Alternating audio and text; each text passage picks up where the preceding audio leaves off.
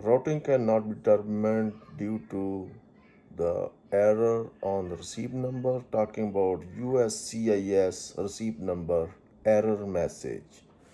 Let's so correct it.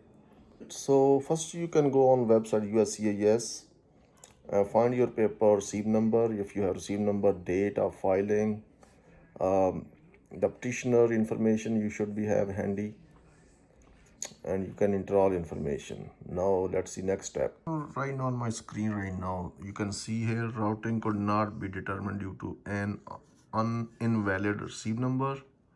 So you have to make a correction. So this is the whole process you can follow step by step. First of all, what you will need receipt number. You don't need a alien number actually. If you have not alien number, date when filed, application and petition filed, and email address.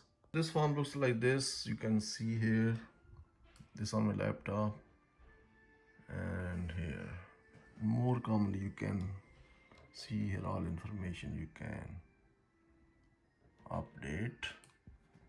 Alright, right now the situation is that if even you have entered your receipt number correctly, but is still messages pops up on your USCIS website, so the best way you should call to National Customer Service number. So I will show you that number now. Alright viewers, this is the 1-800 number. You can call 1-800 number 3755283. Update your case with the agent. Give the receipt number to the agent. They can make the error correct in the system.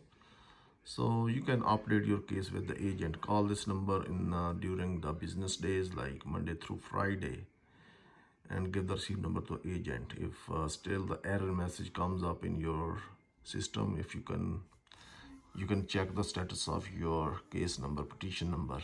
So call this number first, then you can check the error message. That will be go away. I did the same thing. Enjoy the video, share and subscribe. Thank you. Bye bye.